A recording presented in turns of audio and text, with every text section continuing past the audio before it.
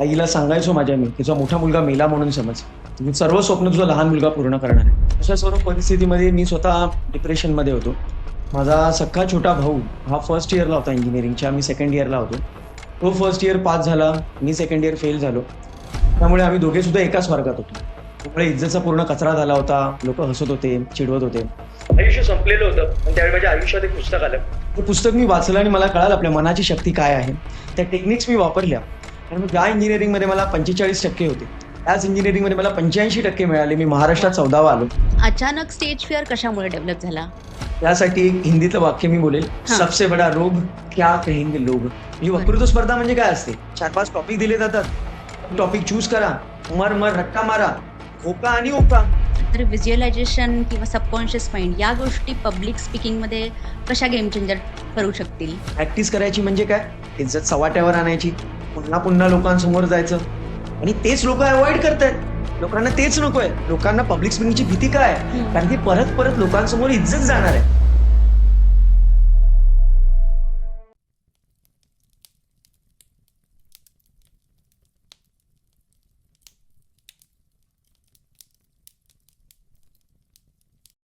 Hello friends, मी भाग्यश्री. गप्पा टप्पाच्या नवीन एपिसोडमध्ये मी तुम्हा सर्वांचे खूप खूप स्वागत करते. आज आपल्यासोबत आहेत समीर नारद सर. समीर समीर नारद सरांनी आजपर्यंत हजारो लोकांना पब्लिक स्पीकिंग यावरती गाईडन्स केलेला आहे. From stage fear to confidence, त्यानंतर सबकॉन्शियस माइंड, व्हिज्युअलायझेशन हे टेक्निक्स वापरून तुम्ही तुमच्या आयुष्यात खूप सुंदर बदल घडवून आणू शकता. हे या व्हिडिओमधून आपण आज जाणून घेणार आहोत. तर स्टे ट्यून बिकॉज हाच व्हिडिओ तुमचा स्टेज फिअर कायमचा दूर करू शकतो. नमस्ते सर. एन-पी क्रिएशन्सतर्फे मी तुमचे खूप खूप स्वागत करते. तर मला जाणून घ्यायला आवडेल, की तुमचा पब्लिक स्पीकिंगमध्ये ही जर्नी कशी सुरू झाली? ही पब्लिक स्पीकिंगमधली जर्नी माझ्या फेल्युअर्समधून सुरू झाली. मी स्वतः इंजिनिअरिंगमध्ये फेल झालो होतो 2004 मध्ये हं, हं. आणि 2004 मध्ये ना स्मार्टफोन होता ना सोशल मीडिया होता. तर मला बरोबर. मदत करणारं कोणीच नव्हतं. मी मराठी मीडियमचा स्टुडंट त्यामुळे इंग्लिशमध्ये काही कळत नव्हतं. दादरला जिकडे मी राहायचो ती एक झोपडपट्टी होती. आजूबाजूला मदत करणारं कोण नाही. आई-वडील जेमतेम 10वी-12वी पास. त्यामुळे त्यांना पण माहिती नव्हतं मला काय सांगायचं. बरोबर. सो अशा सर्व परिस्थितीमध्ये मी स्वतः डिप्रेशनमध्ये होतो. माझा सख्खा छोटा भाऊ हा फर्स्ट इयरला होता इंजिनिअरिंगच्या. मी सेकंड इयरला होतो. तो फर्स्ट इयर पास झाला. मी सेकंड इयर फेल झालो. त्यामुळे आम्ही दोघे सुद्धा एकाच वर्गात होतो. त्यामुळे इज्जतचा पूर्ण कचरा झाला होता. लोकं हसत होते, चिडवत होते आणि या प्रोसेसमध्ये मी सायकियाट्रिस्टकडे जायचो. माझी डिप्रेशनसाठी ट्रीटमेंट सुरू होती. सुसायडल टेंडन्सीज होत्या. हं, हं. आईला सांगायचो माझ्या मी, "तुझा मोठा मुलगा मेला म्हणून समज. मी सर्व स्वप्न तुझा लहान मुलगा पूर्ण करणार आहे." आयुष्य संपलेलं होतं. पण त्यावेळी माझ्या आयुष्यात एक पुस्तक आलं. त्याचं नाव होतं power of your subconscious mind. बरोबर. ते पुस्तक मी वाचलं आणि मला कळालं आपल्या मनाची शक्ती काय आहे. त्या टेक्निक्स मी वापरल्या आणि मग ज्या इंजिनिअरिंगमध्ये मला 45% होते, त्याच इंजिनिअरिंगमध्ये मला 85% मिळाले. मी महाराष्ट्रात वाह! 14वा आलो. हा जबरदस्त रिझल्ट जेव्हा मला मिळाला, मी लोकांना असं टाईमपासला मदत करायचो. हं, हं. कोणाचा ब्रेकअप झालाय, कोणाचं लग्न होत नाहीये, कोणाला बरोबर. कोणतं व्यसन आहे, कोणाला जॉब मिळत नाहीये, काही लोकं इंटरव्ह्यूमध्ये फेल होतायत, काही लोकांना रात्री झोप लागत नाहीये. हे सर्व चॅलेंजेस मी सबकॉन्शियस माइंडने सॉल्व्ह करत होतो. असा टाईमपासला आणि टाईमपास करता लोकांच्या लाईफमध्ये चमत्कार होत होते, मिरॅकल्स होत बरोबर. होते. बरोबर. आणि मग मला कळालं, की माझा जन्म कदाचित यासाठीच झालेला आहे. बरोबर. आणि मग मी ह्या फील्डमध्ये आलो. लोकांना ट्रेनिंग द्यायला सुरुवात केली, मदत करायला सुरुवात केली आणि वन टू वन सेशन्स मी बरेच दिले आणि वन टू वन सेशन देता एक मोमेंट आला लाईफमध्ये, की कळालं, की हे मी आता वन टू वन थांबवायला पाहिजे. कारण की one two one it was very exhausting. हं. किती वेळ एका व्यक्तीवर वेळ घालवणार बरोबर.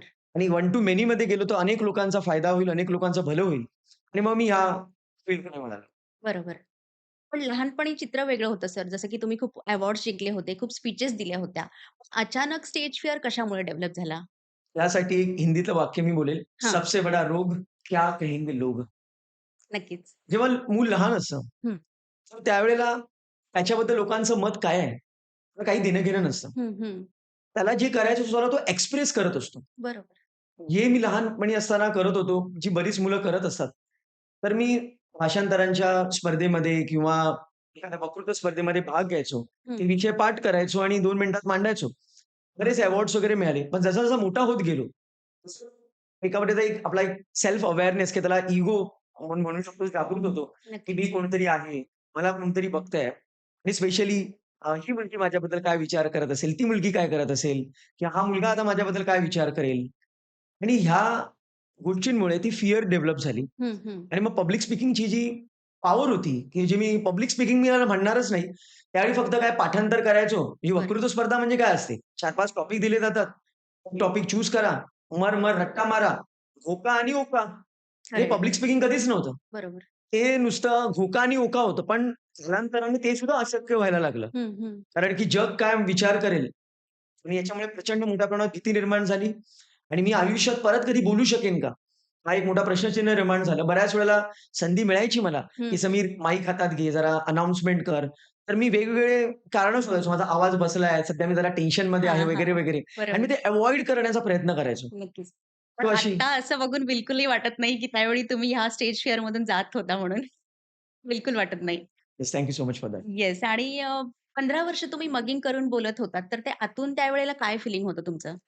सी मगिंग करून बोलत असताना तुम्हाला पण माहिती असेल कदाचित तुम्ही सुद्धा कधीतरी लहानपणी ते केलं असेल किंवा कोणाचं तरी येस. ऐकलं असेल. हां, एक शब्द जरी विसरला, पूर्ण जी गाडी असते, ती ट्रॅकवरून उतरते. खरं तर तसं व्हायचं आणि प्रचंड प्रेशर असायचा कारण की शब्द आणि शब्द तो रट्टा मारायचा आहे, ते पाठांतर करायचं आहे, ते मांडायचं आहे, तर भयंकर प्रेशर यायचं हं, हं. आणि जोपर्यंत ते स्पीच होत नाहीये, ते 2 मिनिटांचं का असेना, बरोबर. तर तोपर्यंत प्रचंड प्रेशर असायचा आणि त्याच्यामध्ये कधी लवकरात लवकर हे 2 मिनिटं संपतायत. हं, हं. स्पीड भरपूर वाढायचा, काय बोलतो ते स्वतःलाच समजायचं नाही, दुसऱ्याला समजणं दूरची गोष्ट राहिली. तर बरोबर. असा सर्व प्रकार चाललेला होता आणि तो अतिशय भयावह प्रकार होता. म्हणजे माझ्यासाठी सुद्धा आणि ऑडियन्ससाठी सुद्धा, जे लोकं नक्कीच. ऐकतायत. बरोबर. कारण की जे लोकं ऐकत होते त्यांना पण कळायचं नाही मी काय बोलतोय. इतका मी फास्ट बोलायचो आणि प्रत्येक व्यक्ती ह्या जर्नीतून जात असतो, की त्याला लवकरात लवकर तो स्टेजवरून खाली उतरायचं असतं हं, आणि हं. तो विषय संपवून टाकायचा असतो. खरं तो कुठला मोमेंट असा आहे, की ज्यावेळेला तुम्हाला जाणवलं किंवा लक्षात आलं, की मी स्पीकर बनू शकतो? जसं तुम्हाला मी सांगितलं 2007 साली जेव्हा मी ड्रॉपर टू टॉपर ही जर्नी कव्हर केली. हं. लोकांना मी मदत करत होतो. लोकांच्या लाईफमध्ये मिराकल्स होत होते. त्यावेळी YouTube नव्हता. बरोबर. कालांतराने YouTube आला. YouTube आल्यानंतर मग काही ट्रेनर्सबद्दल मला माहिती मिळाली. जसं संदीप महेश्वरी असेल, हो, हो. विवेक बिंद्रा असतील. तर असे अनेक ट्रेनरचे व्हिडिओज बघायला लागलो आणि कळालं की हे सुद्धा करियर असतं. हं, हं. आणि लाँग स्टोरी शॉर्ट त्यावेळी माझ्या आयुष्यात एक ट्रेनर आले ज्यांचं नाव होतं महेंद्र देवळेकर. हं. तर महेंद्र देवळेकर यांचे बरेचसे सेमिनार्स मी अटेंड केले. त्यावेळी वेबिनार तर होत नव्हते 2014 साली. बरेचसे सेमिनार्स अटेंड केले. आणि मला कळालं की हे जे ट्रेनर आहेत, हं. ते तेच विषय मांडतायत जे मला माहिती आहेत. जे बरोबर. पुस्तकात सांगितलेले आहेत आणि जे मी वन टू वन मांडतोय. हो.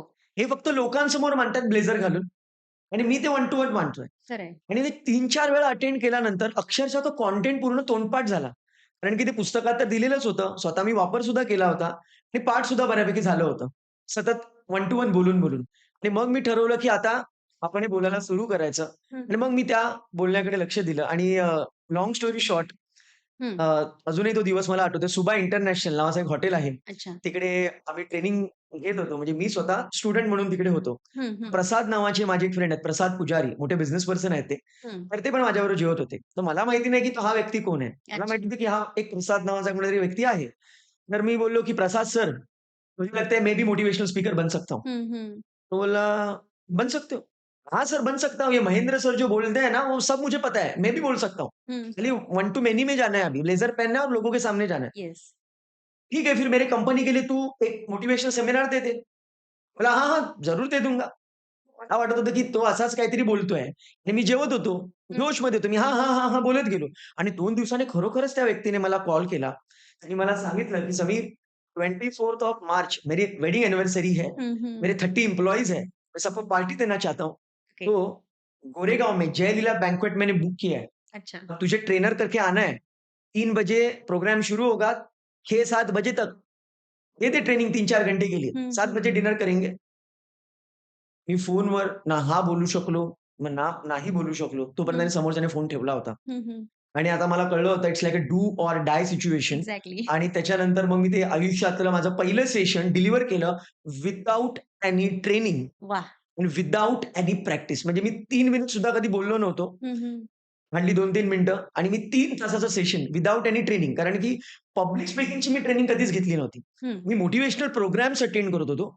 पण पब्लिक स्पीकिंग कसं करायचं, कशाला सुरू करायचं, कसं एंड करायचं मला काहीच माहिती नव्हतं. So without any training, without any practice 24th of March 2015 आयुष्यातलं पहिलं सेशन माझं मी डिलिव्हर केलं.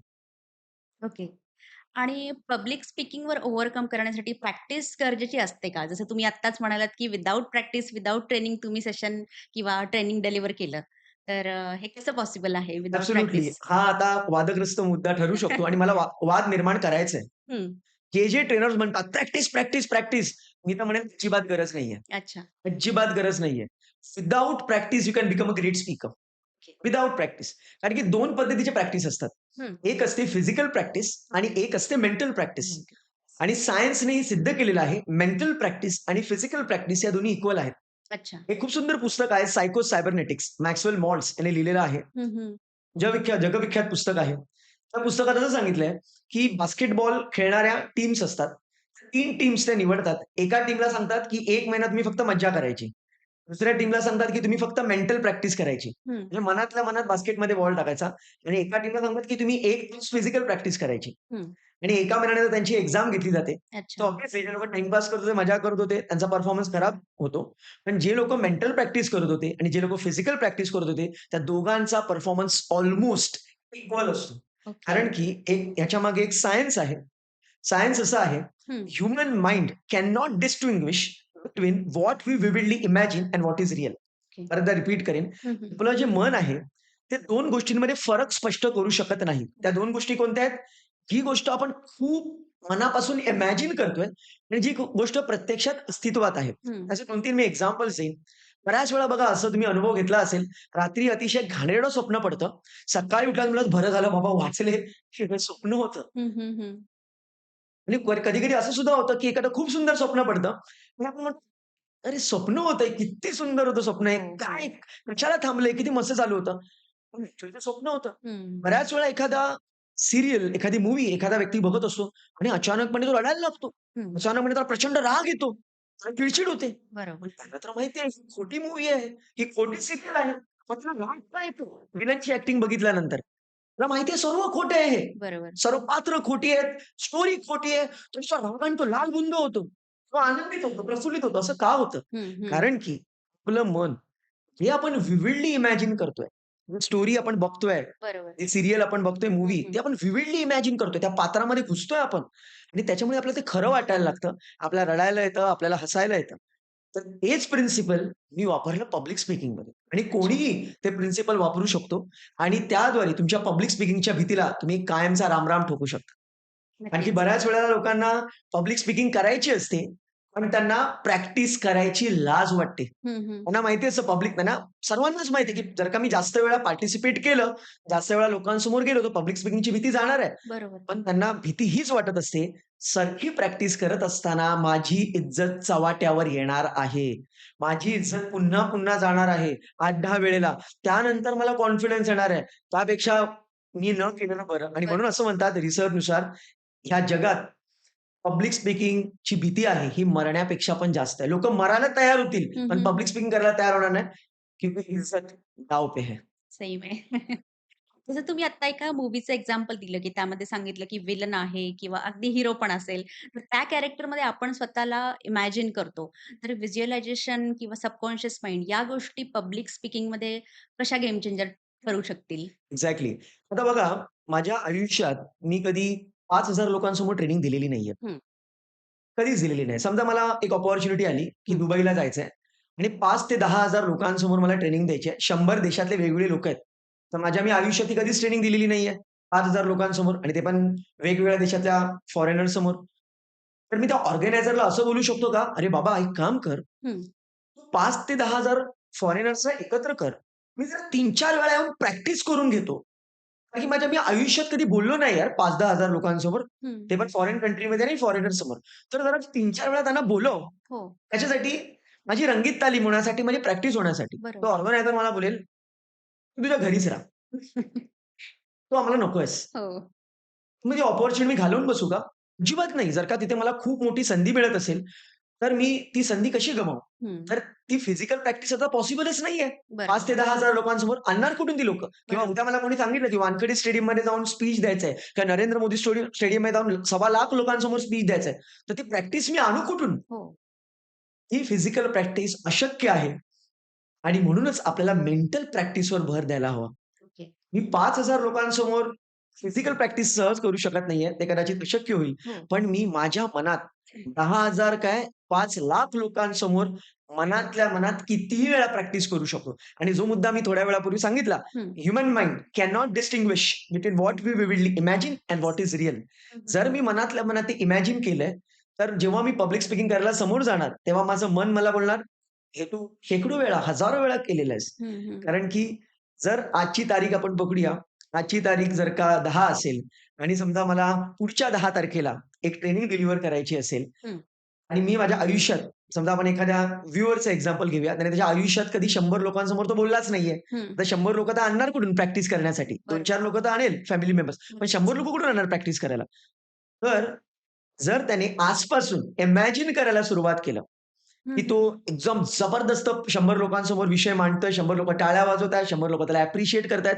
हे त्याने जर का इमॅजिन केलं रोज बरोबर. रात्री झोपण्याच्या आधी, हं, हं. सकाळी उठल्यानंतर, हे जर का त्याने कन्सिस्टंटली केलं, तर 10-15 दिवसानंतर हं, हं. त्याचं मन त्याला बोलेल, "अरे, तू प्रॅक्टिस ऑलरेडी केलेली आहेस." हं, हं. कारण की आज जर का 10 तारीख असेल आणि 25 तारखेला जेव्हा त्याचं मन मागे वळून बघेल, तेव्हा 15 दिवसाची प्रॅक्टिस जरी ती मेंटल प्रॅक्टिस असेल, तरी मन त्याला फिजिकल प्रॅक्टिसच मानेल.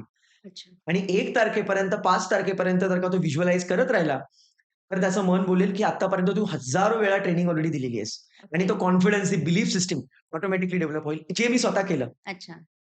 नाही खूपच छान. म्हणजे व्हिज्युअलायझेशन टेक्निक किती छान पद्धतीने वापरू शकतो तो हे तुम्ही आम्हाला खूप छान समजून सांगितलंय. तर मला पुढचा प्रश्न विचारायला आवडेल, की स्टेज फिअर जर घालवायचं असेल, तर कुठल्या 3 सिंपल स्टेप्स आपण फॉलो करू शकतो? सर्वात पहिल्यांदा आय, मी, मायसेल्फ याच्यातून बाहेर पडणं आवश्यक आहे. अच्छा. 2 रेफरन्सेस तुम्हाला मी इकडे देईल. हं, डेल कार्नेगी नावाचे खूप मोठे ट्रेनर होते पूर्वी. हं, तर डेल कार्नेगी यांचं एक पुस्तक आहे. त्यांची बरीचशी पुस्तकं आहेत पब्लिक स्पीकिंगवरती हं. आणि तुम्हाला मी सांगू इच्छितो डेल कार्नेगी हे वॉरेन बफेटचे ट्रेनर आहेत.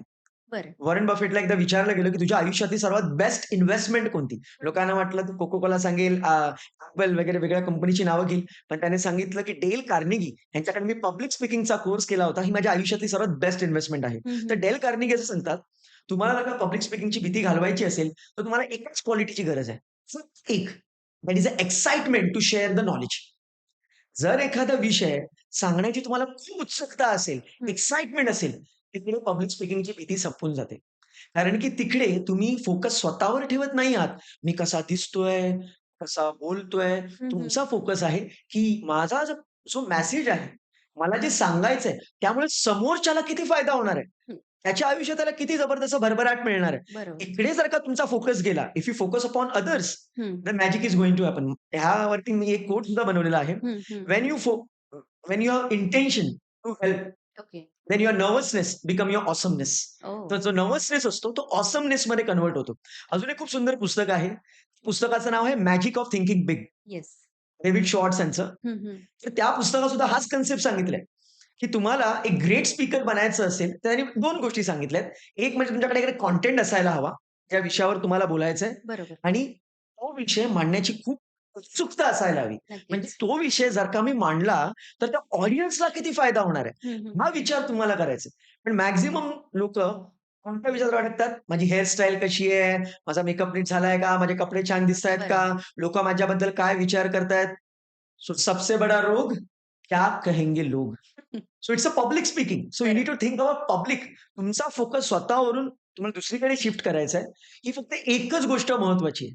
ही अच्छा. फक्त एक गोष्ट एखाद्या व्यक्तीने केली हं, हं. आणि दुसरी गोष्ट सांगायची तर त्याने व्हिज्युअलाइज जर का केलं, ती बरोबर. गोष्ट, देन इट इस ग्रेट. हां, त्याला प्रॅक्टिस करायचीच असेल त्या कंटेंटची, जसं की मी प्रॅक्टिस केली होती, तो वन टू वन प्रॅक्टिस करू शकतो. ओके. समजा एखादा विषय मला मांडायचा आहे किंवा तुम्हाला मांडायचा आहे आणि तो विषय तुम्ही कधी मांडलेला नाही आहात, हं. तर तुम्ही काय करू शकता, त्या विषयाला अभ्यास करून तो विषय तुम्ही वन टू वन कोणाबरोबर तरी शेअर करू शकता. बरोबर. कारण की वन टू वन शेअर करून, करून, करून तो तुमचा घोटवला जाईल. तुमच्या डोक्यात पक्का बसेल तो विषय नक्कीच. आणि आता तुम्हाला काय करायचंय, लोकांसमोर तर 100, 200, 500 ची प्रॅक्टिस शक्य नाहीये फिजिकल प्रॅक्टिस. बरोबर. मग ती तुम्हाला मेंटल प्रॅक्टिस करायची आहे आणि लोकांसमोर जायचंय. Okay. So first I would say is excitement or hunger to help others. Yes. ती उत्सुकता असायला हवी. दुसरं म्हणजे तुम्हाला व्हिज्युअलाइज करायचं आहे आणि ओके. प्रॅक्टिस करायची असेल, तर वन टू वन प्रॅक्टिस करा. हं, हं. वन टू वन प्रॅक्टिस म्हणून सुद्धा गेम शिफ्ट होऊ शकतो. ओके. नक्कीच.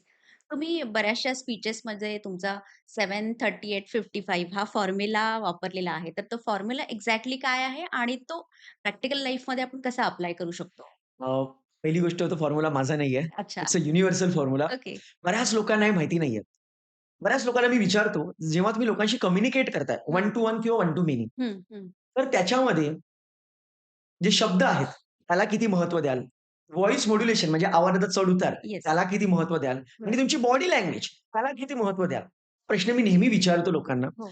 त्या आणि ह्या तिघांची टोटल 100% आहे. हं, हं. शब्द, आवाजाचा चढ-उतार आणि बॉडी लँग्वेज. या तिघांची टोटल 100% मी लोकांना विचारतो, ह्याचं मला प्रपोर्शन सांगा. तुमच्या मते किती आहे? तर ते प्रपोजल लोकं सांगतात, शब्दाला 70% महत्त्व आहे, शब्दाला 80% महत्त्व आहे. व्हॉईस मॉड्युलेशन, बॉडी लँग्वेज 5-10% वगैरे असेल. की कंटेंट खूप महत्वाचं आहे. मला जे बोलायचं ते खूप महत्वाचं आहे. हं. आणि म्हणून लोकं काय करतात, शब्द न शब्द लिहून काढतात त्याचं भाषण आणि रट्टा मारत बसतात. ओके. आणि त्यांना वाटतं कंटेंट खूप महत्वाचं आहे. पी-पी-टीवरचा तो एक-एक पॉइंट खूप महत्वाचा आहे. हं, हं. पण दुर्दैवाची गोष्ट अशी आहे, की ते चुकीच्या पद्धतीने प्रॅक्टिस करतायत. अच्छा. ते चुकीच्या पद्धतीने परसेप्शन क्रिएट केलेलं आहे. हं, हं. शब्दांना फक्त 7% महत्व आहे, 7%. बरं. तुमच्या व्हॉईस मॉड्युलेशनला 38% महत्व आहे आणि नक्कीच. तुमच्या बॉडी लँग्वेजला 55% महत्व आहे. येस. आणि जग 60% मध्येच मरतंय. तिकडेच घुमपट्टी करत बसलंय हो, हो. आणि तिकडे सर्व गेम शिफ्ट होतायत. मला छोटंसं उदाहरण देतो. समजा तुमच्याशी मी आता बोलतोय आणि बोलत असताना समजा मी असं बोलत असेन, माझं नाव समीर नारद आहे. मी एक मोटिव्हेशनल स्पीकर आहे. मी जेव्हा पण ट्रेनिंग देतो सक्सेस स्टोरीज क्रिएट करतो. बरं. सुभाषचंद्र बोस यांचा डायलॉग होता, "तुम मुझे खून दो, मैं तुम्हें आजादी दूंगा." "मोगॅम्बो खुश हुआ." हा पण एक फेमस डायलॉग आहे. कसं वाटतंय तुम्हाला डायलॉग ऐकून? यात जराही मॉड्युलेशन नाहीये किंवा काहीच तो नाहीये. फील काहीच येत पण हे नाहीये. डायलॉग तर सर्व बरोबर आहेत. अगदी, अगदी. डायलॉग्समध्ये काय डायलॉग प्रॉब्लेम बरोबर आहे? आहेत. मी कुठे बोलतोय सुभाषचंद्र बोस बोलले, की "तुम्ही मला वडापाव द्या, मी तुम्हाला भजीपाव देतो." बरोबर. मी तुम्हाला बरोबरच बोलतोय. "तुम मुझे खून दो, मैं तुम्हें आजादी दूंगा." पण तुम्हाला काहीच फील होत नाहीये. करेक्ट. कंटेंट तर मला सर्व परफेक्ट आहे. हो. पण अजिबात मजा येत नाही. बिलकुल कारण नाही. त्याच्यामध्ये व्हॉईस मॉड्युलेशन आणि बॉडी लँग्वेज नाहीये. करेक्ट, आता करेक्ट. ह्याच कंटेंटमध्ये मी व्हॉईस मॉड्युलेशन टाकतो.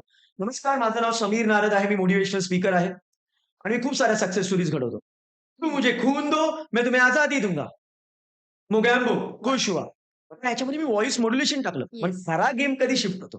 जेव्हा मी याच्यामध्ये टाकतो बॉडी लँग्वेज. Body language. बरोबर. नमस्कार मित्रांनो, माझं नाव समीर नारद आहे. मी एक मोटिव्हेशनल स्पीकर आहे आणि मी जेव्हा पण ट्रेनिंग देतो, सक्सेस स्टोरीज क्रिएट करतो. येस. "तू मुझे खून दो, मैं तुम्हें आजादी दूंगा. मोगॅम्बो, खुश हुआ." Now you feel the communication. हं, कारण की हं. याच्यामध्ये वर्ड्स पण आहेत, व्हॉईस मॉड्युलेशन पण आहे आणि बॉडी लँग्वेज पण आहे. येस. आणि इकडे सबकॉन्शियस माइंडचा किती महत्त्वाचा रोल आहे तुम्हाला मी सांगू इच्छितो. वर्ड्स जे आहेत त्या 7% हं. हा फक्त तुमच्या कॉन्शियस माइंड म्हणजे लेफ्ट ब्रेनचा पार्ट आहे. ओके. फक्त 7% लँग्वेज तुम्ही हं, हं. लेफ्ट ब्रेन आणि राइट ब्रेन कधीतरी फोटो बघितला असेल Googleमध्ये येस, इकडे-तिकडे. येस. लेफ्ट ब्रेन हा लँग्वेज कंट्रोल करतो. हं, दॅट इस युअर वर्ड्स. आणि तुमचा राइट ब्रेन जो आहे, उजवा मेंदू, हं. या सबकॉन्शियस माइंड तो तुमचं व्हॉईस मॉड्युलेशन आणि तुमची बॉडी लँग्वेज कंट्रोल करत असतो. ओके. आणि याचा अर्थ काय झाला? 7% तुमचं फक्त कॉन्शियस माइंड आहे आणि 93% जे आपलं कम्युनिकेशन आहे, one two one, one two many, हा सबकॉन्शियस माइंड कंट्रोल करतोय. हं, हं. याचा अर्थ असा आहे, जर तुम्ही तुमच्या सबकॉन्शियस माइंडवरती काम केलंत, तर तुमचं व्हॉईस मॉड्युलेशन आणि बॉडी लँग्वेज एकदम वर्ल्ड क्लास होऊ शकते and you can become a world class speaker with minimum practice and minimum efforts. पुढे मला विचारायला आवडेल सर, की कॉन्फिडन्स जो येतो, तर तो प्रॅक्टिसने येतो, की बिलीफने येतो? आणि बिलीफ आपण कसं डेव्हलप करू शकतो? ग्रेट. बघा बिलीफ काय आहे? हं. बिलीफला आपण कॉन्फिडन्स म्हणू शकतो.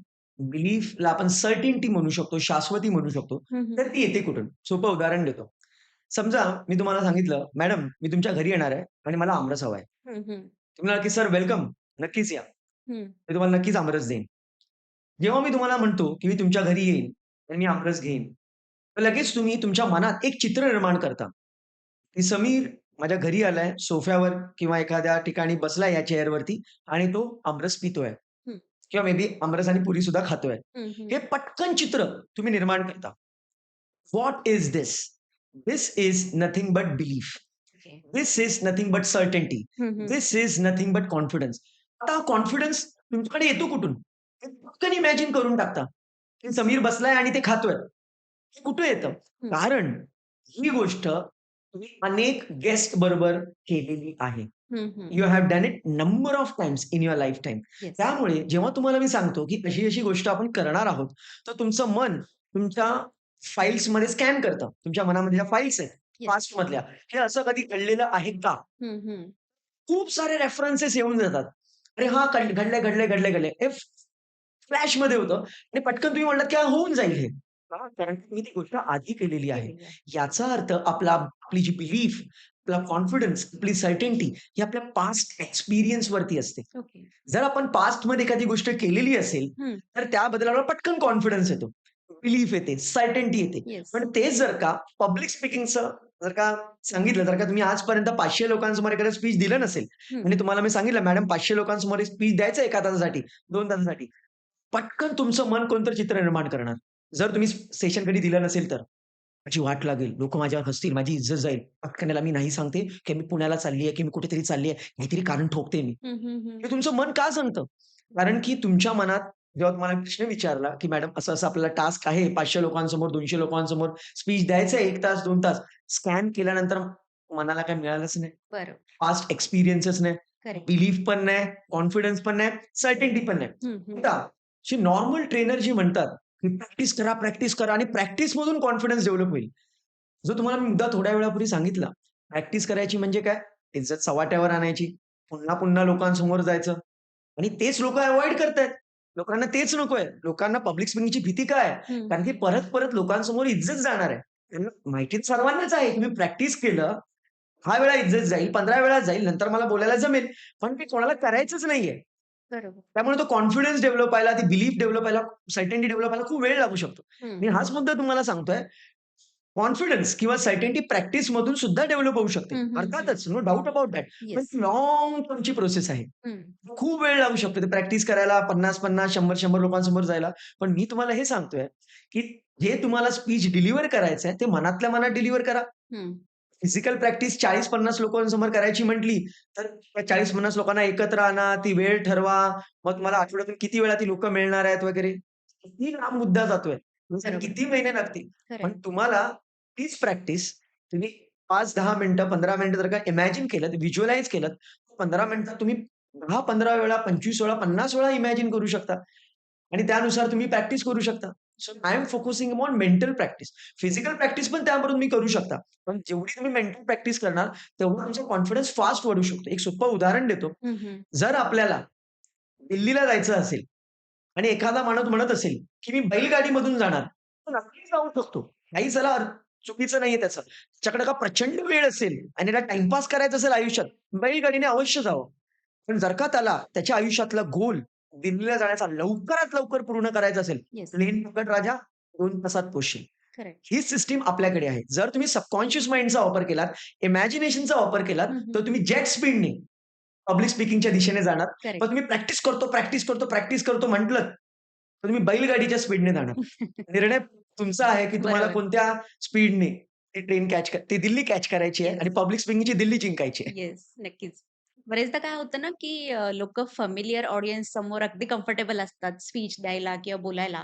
पण स्ट्रेंजर्स समोर ते बरेचदा घाबरतात. तर या गोष्टीवर कसं आपण ओव्हरकम करू परत शकतो? एकदा अगदी सुंदर वाक्य, जबरदस्त वाक्य संदीप महेश्वरी हे वाक्य नेहमी सांगतो. हं. सबसे बडा रोग क्या कहेंगे लोग? येस.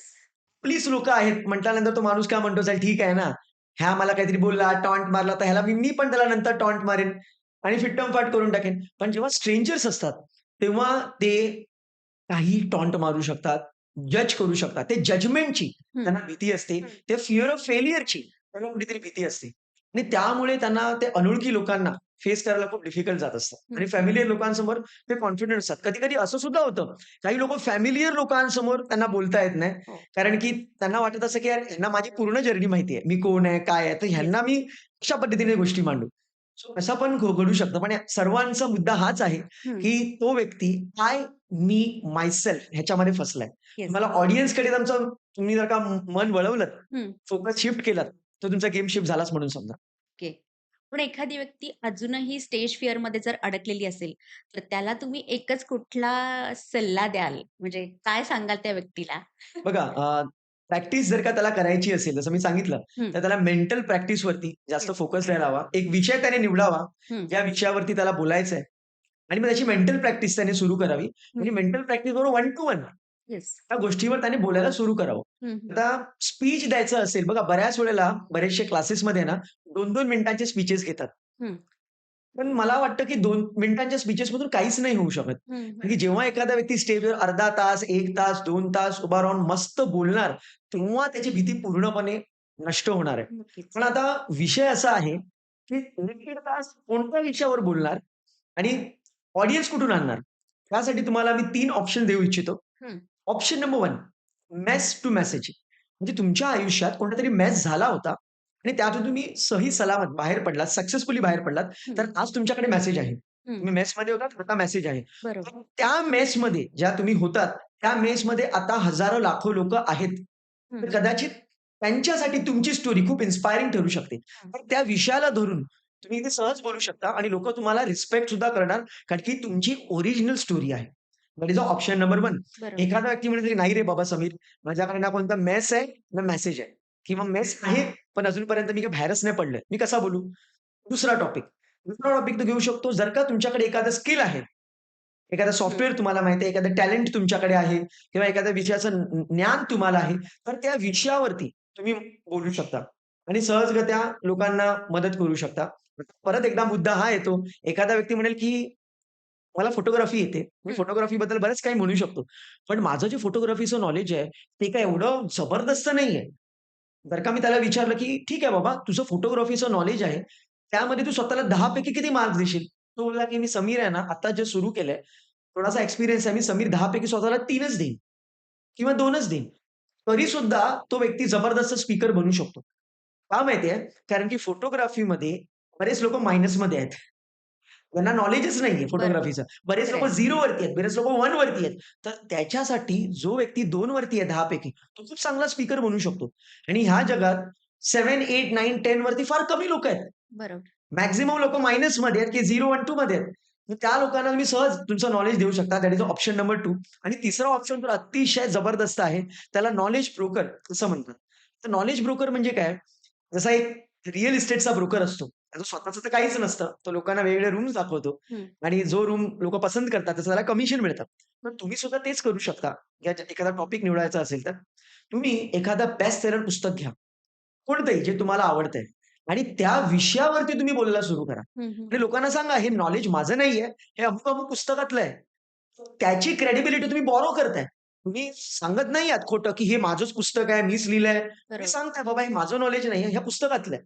त्याला नॉलेज ब्रोकर असं म्हणतात. तुम्हाला आश्चर्य वाटेल, ह्या जगातला जो नंबर 1 चा स्पीकर आहे, ज्याचं नाव आहे टॉनी रॉबिन्स. या जगातला गेल्या 40-50 वर्षांमध्ये तो स्वतः 3 वर्ष नॉलेज ब्रोकर होता.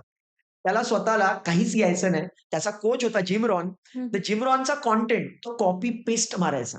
पहिली ओके. 3 वर्ष. बरं. एकही शब्द त्याला स्वतःचा माहिती नव्हता आणि तो खूप सुंदर सांगतो, "I discovered my own music after 3 long years." म्हणजे स्वतःचा कंटेंट, स्वतःचा आवाज त्याला 3 वर्षानंतर मिळाला.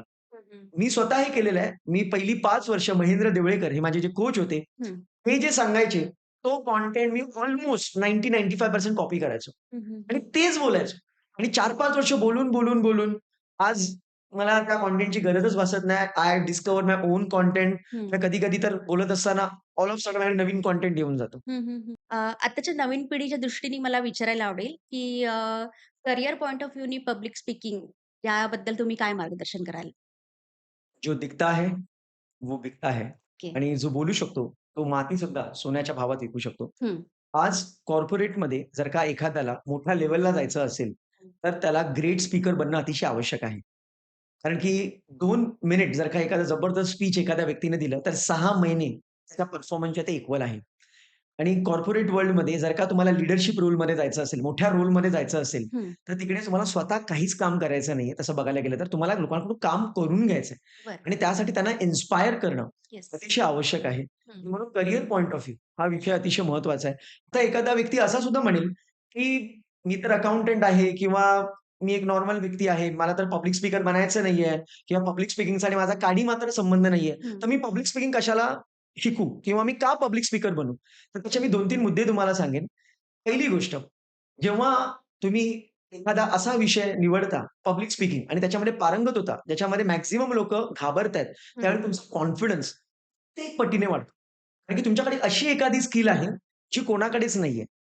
दुसरा मुद्दा, जेव्हा तुम्ही लोकांना तुमच्याकडे असलेलं ज्ञान देता किंवा तुम्हाला जे 3 टॉपिक सांगितले, या तिघांपैकी कोणता एक टॉपिक घेऊन तुम्ही लोकांना मदत करता, बरोबर. त्यावेळेला अनेक लोकांच्या ब्लेसिंग्स तुम्हाला मिळतात आणि आशीर्वाद आपल्या आयुष्यामध्ये खूप महत्त्वाचे आहेत. बी.के. शिवानी असं सांगतात, "जर तुम्ही फक्त पैशांसाठी मेहनत केलीत, तर तेवढाच पैसा मिळेल, जो तुमच्या नशिबात आहे. हं. पण जर का तुम्ही ब्लेसिंग्ज कमवण्यासाठी मेहनत घेतलीत, तर तुमच्या पत्रिकेच्या, तुमच्या डेस्टिनीच्या पलीकडचा पैसा तुमच्या अकाउंटमध्ये येऊ शकतो."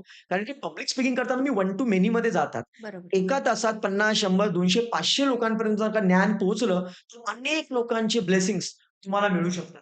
आणि म्हणूनच एक ग्रेट पब्लिक स्पीकर बनणं महत्वाचं आहे. आणि एक फायनल मुद्दा तुम्हाला सांगेन, हं. की जर एखाद्या व्यक्तीला त्याचा फायनान्शियल इम्प्रूव्हमेंट करायचं असेल, तरी सुद्धा पब्लिक स्पीकिंग महत्वाची आहे. हं, हं. कारण की एक कन्सेप्ट आहे त्याला फायनान्शियल थर्मोस्टॅट असं म्हणतात. टी हाव एकर यांचं एक पुस्तक आहे सिक्रेट्स ऑफ मिलेनियर माइंड. हं. त्यामध्ये ते असं सांगतात, की आपण आपल्या डोक्यामध्ये एक फायनान्शियल थर्मोस्टॅट बनवतो कळत-नकळतपणे. म्हणजे काय, की एखाद्याने जर ठरवलं, की मला कळत-नकळतपणे तो आकडा ठरतो, की मी महिन्याला किंवा एका वर्षाला ₹10,00,000 कमवू शकतो. तर 10,00,000ला त्याचं थर्मोस्टॅट सेट होतं, फायनान्शियल थर्मोस्टॅट. थर्मोस्टॅट म्हणजे काय? एसीमध्ये बघा एक इन्स्ट्रुमेंट असतो त्याला थर्मोस्टॅट असं म्हणतात. आपण एसी 25 डिग्रीला सेट केला, तर काय होतं 25 डिग्री येईपर्यंत तो एसी चालू राहतो. बरोबर. जेव्हा 25 डिग्री अचीव्ह होतं, एसी कट ऑफ होतो सप्लायपासून आणि तो फॅन मोडमध्ये जातो. येस. त्याच पद्धतीने आपल्या माइंडमध्ये एक फायनान्शियल थर्मोस्टॅट असतो. म्हणजे एखाद्या व्यक्तीला फायनान्शियल थर्मोस्टॅट जर का 10,00,000ला सेट असेल आणि चुकून त्याने 15,00,000 कमवले किंवा 20,00,000 कमवले, तर त्याचं मन त्याला म्हणतं, "हे, हे, हे! तुझी लायकी 10,00,000 आहे. 15,00,000 तू कसे कमवलेस? 20,00,000 कसे कमवलेस?" मग वरची आलेले एक्स्ट्रा 5 आणि 10,00,000 तो चुराडा करून टाकतो, हं. चुकीच्या पद्धतीने वापरून. हं, हं. आणि म्हणूनच लॉटरी विनर्स आज बरेच लोकं म्हणतात, की लॉटरी लागायला पाहिजे आणि फायनान्शियली फ्री व्हायला पाहिजे. हं, हं. पण रिसर्च असं सांगतो, की जे लोकं कौन बनेगा करोडपती किंवा लॉटरी वगैरे जिंकतात, ते लोकं 3 वर्षात त्याच पूर्वपदावर येतात. तसं का? कारण की त्यांचा फायनान्शियल थर्मोस्टॅट हा छोट्या अमाउंटला सेट झालेला असतो आणि चुकून एक मोठी अमाउंट येऊन जाते. आणि म्हणून मला एक मुद्दा सांगायचा आहे, जर तुम्हाला फायनान्शियल इम्प्रूव्हमेंट करायची असेल, तर तुमचं कम्फर्ट झोन तुम्हाला ब्रेक करायला हवा. तुम्हाला असं काहीतरी काम करायला हवं, अशी कोणतीतरी स्किल डेव्हलप करायला हवी, जी कोणाकडेच नाहीये. हं. त्यामुळे तुमचा कॉन्फिडन्स वाढेल, तुमचा फायनान्शियल थर्मोस्टॅट, तुमची सेल्फ इमेज इम्प्रूव्ह होईल आणि तुमची फायनान्शियल ग्रोथ खूप जबरदस्त होईल. अ, बऱ्याचशा स्पीचेसमध्ये कम्फर्ट झोन ब्रेक करण्याचे काही टेक्निक्स सांगितले जातात. तर यावर तुम्ही काही मार्गदर्शन करू शकाल का सर? डेफिनिटली. येस. जसं तुम्हाला मी सांगितलं, टी हाव एकर यांचं पुस्तक आहे सिक्रेट्स ऑफ मिलेनियर माइंड. हं. त्यांनी असं सांगितलंय, तुमचा कम्फर्ट झोन जेवढा मोठा, तेवढं तुमचं अर्निंग मोठं. अच्छा. आता कम्फर्ट झोन किंवा त्याला सेल्फ इमेज किंवा त्याला आयडेंटिटी असं सुद्धा म्हणतात. टॉनी रॉबिन्स त्याला आयडेंटिटी म्हणतो. त्यानंतर बॉब प्रॉक्टर त्याला सेल्फ इमेज बोलतो. तर ह्या गोष्टी एक्सपांड करणं महत्त्वाचं असतं आणि त्यासाठी बरेच ट्रेनर्स वेगवेगळ्या टेक्निक्स वापरतात. मी हं. स्वतः 2018 साली सिंगापूरला गेलो होतो. टॉनी रॉबिन्स याची ट्रेनिंग अटेंड केली होती. तर त्याने मला आगीवरून चालायला सांगितलं आणि तुम्ही मला सांगा, आगीवरून चालणं आणि आपलं आयुष्य हे संबंध आहे का? नक्कीच नाही. आपण काय डोंबाराचे खेळ करणार आहोत का? आगीवरून चालून आणि पैसे मागणार आहोत का? अजिबात नाहीये. हं, पण हं. ते आगीवरून चालायला सांगतात. काही ट्रेनिंगमध्ये काचेवरून चालायला सांगतात. तर आपण एवढे गरीब आहोत का, की विथआऊट चप्पल आपण बाहेर जाणार आहोत? अजिबात नाहीये. मग असं का करायला सांगतात? काही ट्रेनिंगमध्ये फायर ईटिंग करायला सांगतात. काही ट्रेनिंगमध्ये अजून कोणत्या ॲक्टिव्हिटीज करायला सांगतात.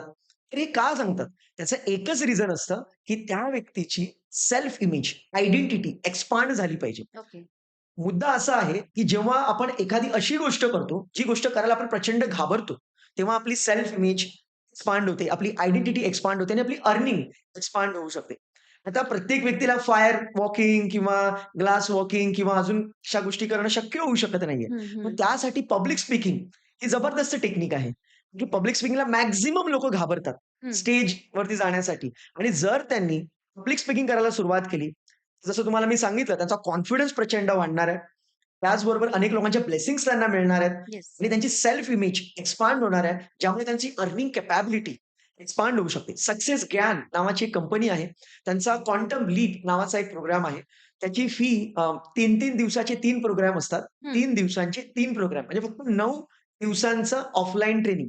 चेन्नईला ते ट्रेनिंग घेतात. बरं. त्या ट्रेनिंगची फी आहे ₹4,00,000 जी मी स्वतः केली आहे 2024 साली ओके. आणि जाण्या-येण्याचा खर्च, राहण्याचा खर्च तो आपला. आणि बरं. जवळपास 5,00,000ची ट्रेनिंग मी स्वतः अटेंड केली आणि सुरेन त्याचे सी आहेत.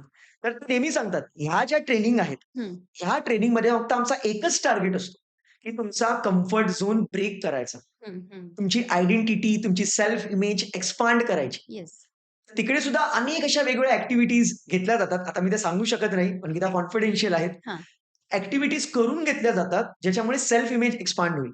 प्रत्येकाला 4,00,000 5,00,000 सिंगापूरला जाणं, इकडे-तिकडे जाणं शक्य होणार नाही किंवा एखाद्या व्यक्तीला कदाचित आगीवरून चालणं किंवा एडव्हेंचर वाटेल फक्त काचीवरून चालणं. त्याची सेल्फ इमेज एक्सपांड होणार नाही. हं, हं. पण पब्लिक स्पीकिंग हा असा विषय आहे, मॅक्सिमम लोकं त्याला घाबरतात. म्हणून मला असं वाटतं तुम्हाला पब्लिक स्पीकर बनायचं असू दे, हं. नाहीतर नसू दे. तुम्हाला पब्लिक स्पीकिंगची करिअरमध्ये गरज असू दे किंवा नसू दे, तुम्ही पब्लिक स्पीकिंग करायलाच पाहिजे. त्याच्यामुळे तुमचा कॉन्फिडन्स वाढणार आहे, अनेक नक्कीच. लोकांचे ब्लेसिंग्स मिळणार आहेत, तुमची सेल्फ इमेज एक्सपांड होणार आहे आणि तुमचं अर्निंग एक्सपांड होणार आहे. ओके. सर तुम्ही तुमच्या स्वतःच्या लाईफमधले काही एक्झाम्पल्स आम्हाला सांगितले, काही एक्सपिरियन्स शेअर केले. तर तुमच्या स्टुडंटचे असे काही टेस्टिमोनियल्स आहेत का, जे तुम्ही आमच्याबरोबर शेअर करू शकता? या ॲब्सोल्युटली. लॉकडाऊनचा टाईम होता 2020. त्यावेळेला एक मला कॉन्टॅक्ट झाला. निशा तोष्णीवाल नावाच्या एका मॅडमने, बिझनेस वुमनने मला कॉन्टॅक्ट केला. हं, हं. त्यांना त्यावेळेला मिसेस बेंगॉल कॉम्पिटिशनसाठी पार्टिसिपेट करायचं होतं. ओके. इंग्लिश जबरदस्त होतं. कॉन्फिडन्स जबरदस्त होता. पण माईक हातात धरला की हात थरथरायचा. हं, हं, आणि हं. आता लॉकडाऊन सुरू आहे, तर प्रॅक्टिस कुठून करणार? येस. लोकांना कुठून जमा करणार? त्यांचं 3-4 महिन्यानंतर ते कॉम्पिटिशन होणार होतं बेंगॉल करेक्ट, इकडे. करेक्ट. हं, हं. त्यांना मी सांगितलं, त्यांना मी सबकॉन्शियस माइंडची ट्रेनिंग ऑनलाईन दिली. बरेच लोकं म्हणतात, "ऑनलाईन फालतू असतं, फालतू. ऑनलाईनमध्ये काहीच नाही होत." त्यांना मला सांगावसं वाटतं, की ऑनलाईनमध्ये सुद्धा मिरेकल्स घडतात. Okay. It's a game of implementation. तर येस. त्या मॅडमला मी ऑनलाईन ट्रेनिंग दिलं 2020मध्ये. हं. पब्लिक स्पीकिंग कसं करायचं, कॉन्फिडन्स कसा वाढवायचा है, सबकॉन्शियस माइंड, विज्युअलायझेशन. त्यांचा एक प्रश्न होता, की "समीर जी, आप मुझे ये बताइए कि मैं टॉपिक कैसे अभी चूज़ करूँ?" हं, हं. कारण की जे ज्या अशा कॉन्टेस्ट असतात, मिसेस इंडिया, मिसेस बेंगॉल वगैरे, तर तिकडे येस. तुम्हाला ऑन दी स्पॉट कोणताही प्रश्न विचारला जाऊ शकतो येस, आणि येस. तुमच्याकडे फक्त 1च मिनिट असतो. तर करेक्ट. एका मिनिटात तो माणूस विचार कधी करणार, बोलणार कधी, थिंक अबाउट इट म्हणजे किती फास्ट होतं ते. त्यांना मी म्हटलं, "तुम्ही फक्त व्हिज्युअलाइज करा, की मी ग्रेट स्पीकर आहे हं. आणि मी मिसेस बेंगॉल झालेली आहे, मी मिसेस इंडिया झालेली आहे. होणार नाही, मी झालेली आहे." अच्छा. ती बोलली, की "असं कसं काय?" जेव्हा तुम्ही इमॅजिन करणार, तुमच्या सबकॉन्शियसमध्ये ते प्रोग्राम होणार आणि येस. जेव्हा तुमच्या हातात माईक येणार ना, मी मॅडमला म्हटलो, "मॅडम तुम्ही नाही बोलणार. तुमचा सबकॉन्शियस माइंड तुमच्याकडून बोलून घेणार. हं, यू हं. Won't believe." त्यांच्या हातात माईक आला ओह! आणि प्रश्न विचारला गेला ग्रेट. आणि त्यांच्या सबकॉन्शियस माइंडने उत्तर दिलं. आणि 1 मिनिट ते काय बोलले त्यांना पण नाही कळालं, की कुठून कंटेंट आला, मी कसं बोलले आणि त्या मिसेस बेंगॉल पण झाल्या, मिसेस इंडिया पण झाल्या. Wow! Without doing any form of physical practice हं, हं, आणि हं. त्या गोष्टी केल्या. अजून एक केस स्टडी तुम्हाला सांगेल, जी आता प्लीज. एकदम रिसेंट केस स्टडी आहे. येस. एक ॲडव्होकेट आहेत, जे आता नगरसेवक, नगरसेविकाच्या निवडणुका झाल्या. हं, हं. त्यासाठी ते काम करत होते. त्यांनी मला कॉन्टॅक्ट केला. ते म्हणले, की मला ट्रेनिंग अटेंड करता येणार नाही. कारण की संडे टू संडे आमच्या मीटिंग्ज असतात. त्या शिवसेनेच्या उद्धव बाळासाहेब ठाकरे या गटातर्फे त्या निवडणूक लढणार होत्या बरं. चुनाभट्टी इथून. हं. ते म्हणाले, की मला ट्रेनिंग अटेंड करायला पॉसिबलच नाहीये. मी त्यांना म्हटलं, "मॅडम ट्रेनिंग कोणी तुम्हाला अटेंड करायला सांगितली?" ते म्हणाले, "असं कसं काय? हं. ट्रेनिंग अटेंड न करता माझा कॉन्फिडन्स कसा वाढेल? माझा पब्लिक स्पीकिंग इम्प्रूव्ह कसं होईल?" तुम्हाला गरजच नाही. तर तुम्ही रेकॉर्डिंग बघा. हं, हं. फक्त रेकॉर्डिंग बघा आणि त्या टेक्निक्स सांगितल्या त्या फॉलो करा. बरं. आणि त्या लेडीने जसा-जसा त्यांना वेळ मिळेल, तसं त्यांनी रेकॉर्डिंग बघितल्या, त्या टेक्निक्स फॉलो केल्या, व्हिज्युअलायझेशन आणि ज्या टेक्निक सांगितल्या गेलेल्या आहेत हं. आणि त्या नगरसेविका झाल्या. वाह! चुनाभट्टीमधून त्या आज नगरसेविका झालेल्या आहेत. सो अशा अनेक केस स्टडीज, अशा अनेक सक्सेस स्टोरीज आहेत. आज इंडियामध्ये जेवढे चार्टर्ड अकाउंटंट्स आहेत, त्या येस. सर्वांना मी कोच करतो. अक्रॉस इंडिया मी ट्रॅव्हल करत असतो. तर हं, अशा हं, हं. भरपूर साऱ्या सक्सेस स्टोरीज आहेत, ज्या आपल्या स्टुडंट्सच्या वेबसाईटवरती बघायला मिळू शकतात किंवा YouTubeवरती बघायला मिळू शकतात. आणि आता अनेक लोकं आपल्याला ऐकतायत. त्यातून हजारो लाखो सक्सेस स्टोरीज येस. नक्कीच घडणार आहेत. Yes, yes. हे आमच्या ऑडियन्ससाठी नक्कीच इन्स्पिरेशनल स्टोरीज असणार आहेत. खूप खूप धन्यवाद सर. तुम्ही एवढी छान इन्फॉर्मेशन आमच्याबरोबर शेअर केलीत आणि वन्स अगेन मी एन-पी क्रिएशन्स तर्फे तुमचे खूप खूप आभार मानते. Thank you so much sir. तर तुम्हाला हा आजचा आमचा पॉडकास्ट कसा वाटला हे आम्हाला कमेंट करून नक्की सांगा. समीर सरांचे कॉन्टॅक्ट डिटेल्स डिस्क्रिप्शन बॉक्समध्ये दिलेले आहेत. तर तुमच्या काही जर क्वेरीज असतील तर नक्कीच कॉन्टॅक्ट करा आणि भेटूया पुढच्या एपिसोडमध्ये असाच एखादा इंटरेस्टिंग टॉपिक घेऊन. तोपर्यंत धन्यवाद. Thank you so much sir. Yes, my pleasure.